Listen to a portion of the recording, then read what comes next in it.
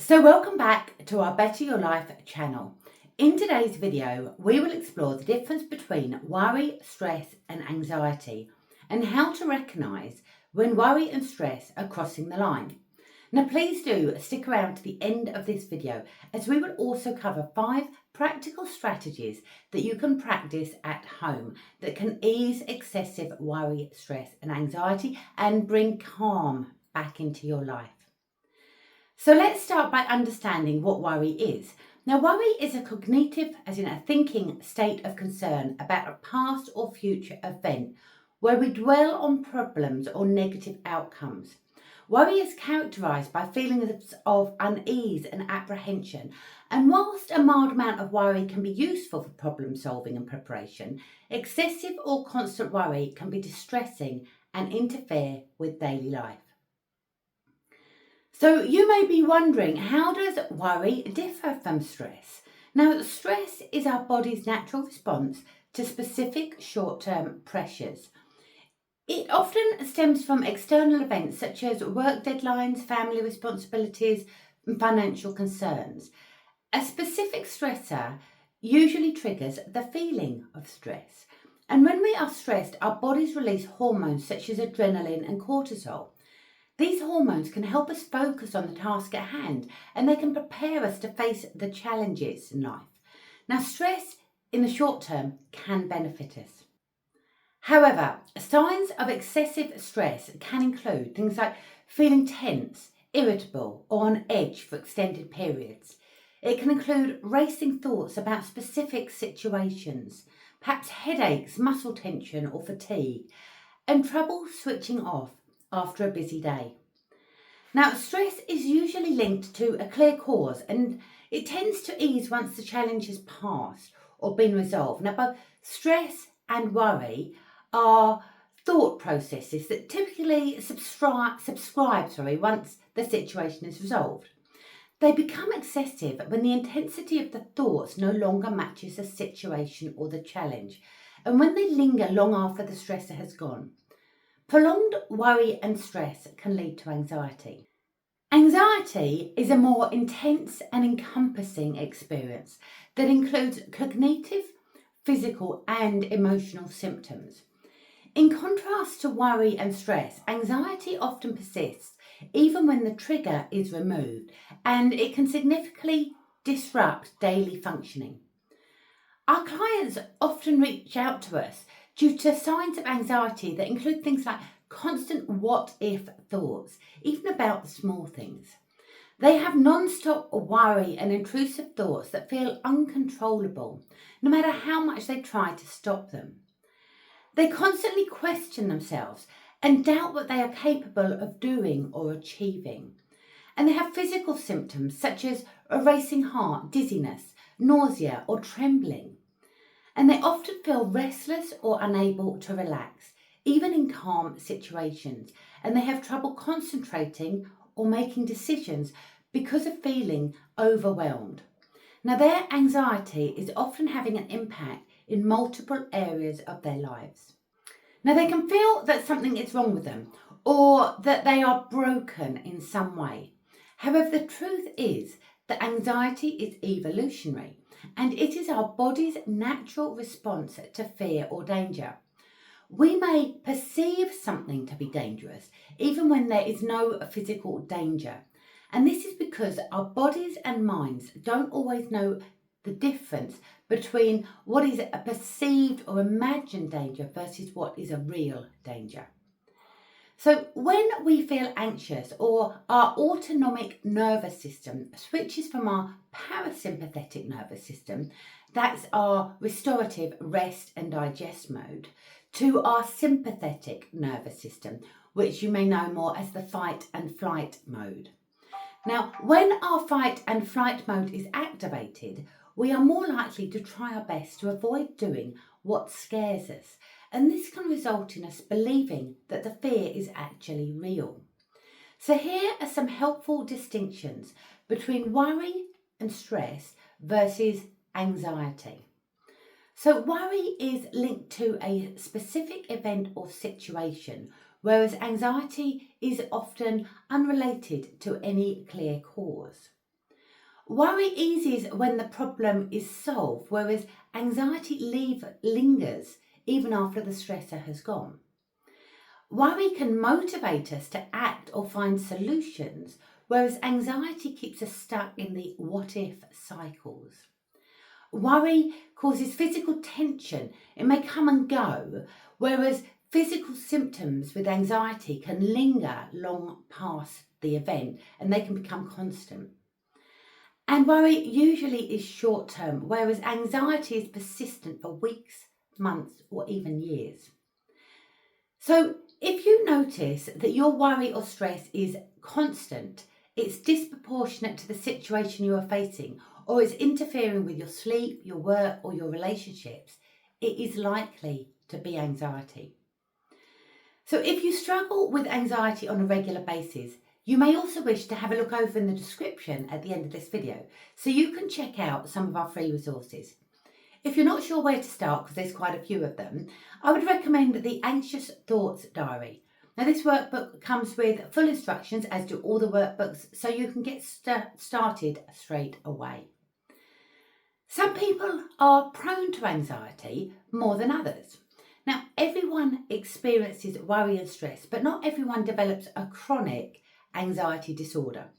Some factors that make anxiety more likely include things like if we're perfectionists, if we procrastinate, and if we tend to have people-pleasing tendencies. If we're in a high-pressure job or caregiving responsibilities. If we've suffered from previous trauma or difficult life events.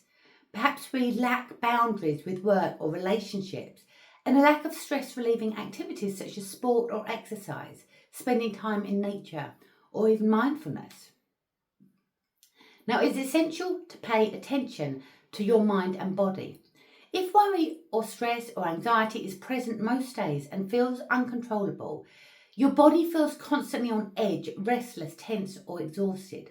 Perhaps you avoid people or situations out of fear of judgment.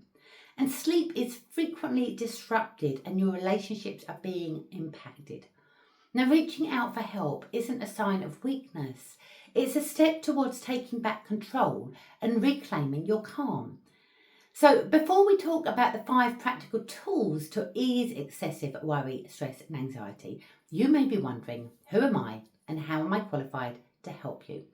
Now, my name is Jennifer Roblin. I have helped thousands of people just like you take back control of their anxious thoughts and calm their body and mind. I'm an experienced anxiety specialist and therapist running my private practice for the past 10 years, both online and in person. So if you are getting value from this video, please do go ahead and like and subscribe. And do hit that notification button so you're kept up to date every time we release a new video. So let's get into the 5 practical strategies that you can practice at home that can help ease excessive worry, stress and anxiety. So here are a few strategies that you can practice, and they promote our rest and digest response that helps soothe our nervous system and reduce the worry. Number 1 is grounding breathing. Now please don't underestimate the power of your breath to promote calmness. Try an exercise where you breathe in for the count of 4, hold your breath for the count of 4 and exhale, breathe out for the count of 6. If you repeat this several times, then it will help bring you calm. Now, the longer exhale signals to our body that we're safe and it activates the parasympathetic nervous system, so that's how it helps. Number 2, allocate some worry time. If you could set aside 15 minutes each day to write down all of your worries, because when we write them down on paper, we're more likely to be specific about them rather than just having them as concepts in our minds. This then gives us the ability to question whether they're even real and backed by evidence. Also, by putting aside 15 minutes each day when we notice that we're having intrusive thoughts outside of our 15-minute window, we can remind ourselves that we can think about these issues, these challenges that we're facing later on in the day. So we park them for now and focus on what you're supposed to be doing instead. Now, to counteract stress and anxiety, we can focus on the things that you're grateful for about your day. So end your day with a sense of appreciation and calm. Now, these don't need to be big things. Often people think they need to be big events, but I'm often grateful for moments of calm when I have a hot cup of tea or when I feel the warmth of the sun. Number 3 is using the Circle of Control workbook. Again, download the Circle of Control workbook. It's over in the description. And this enables you to focus on what you can control and influence rather than what is outside of your control. Again, the workbook comes with full instructions, so you can just download it, like I say, over in the description. Number 4, movement. Gentle exercise such as walking, yoga or stretching help to release tension from our body, and it resets our nervous system. Spending time exercising in nature is also incredibly grounding and calming. Notice how your shoulders naturally relax when you're out in nature. Number 5, sharing your thoughts. It's always good to talk.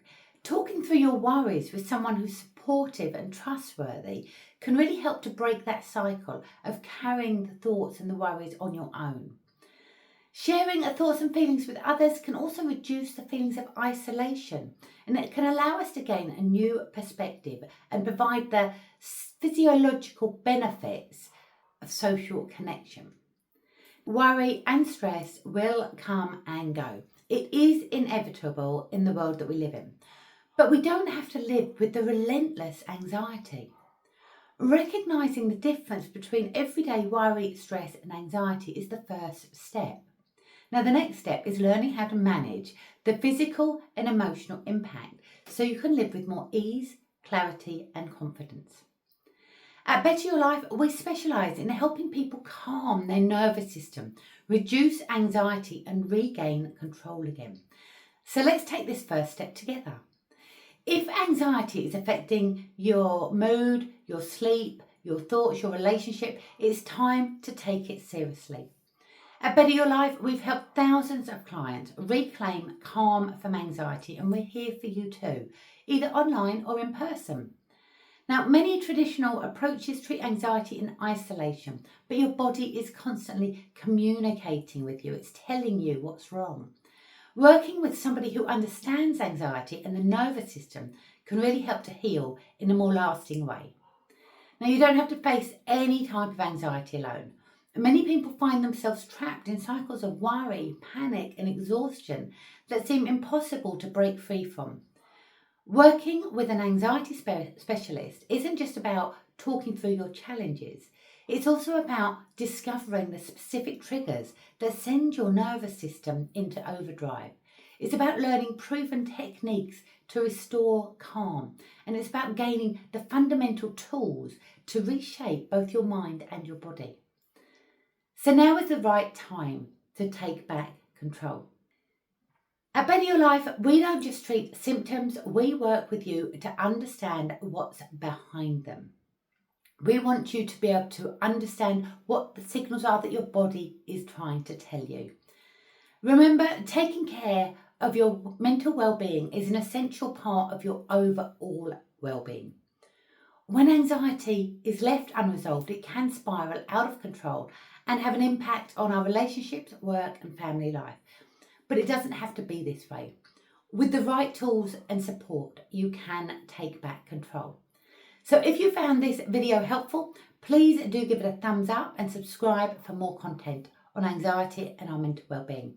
And if you know someone else who might benefit from hearing this message, please do share it with them. Thank you for watching and bye for now. See you on the next video.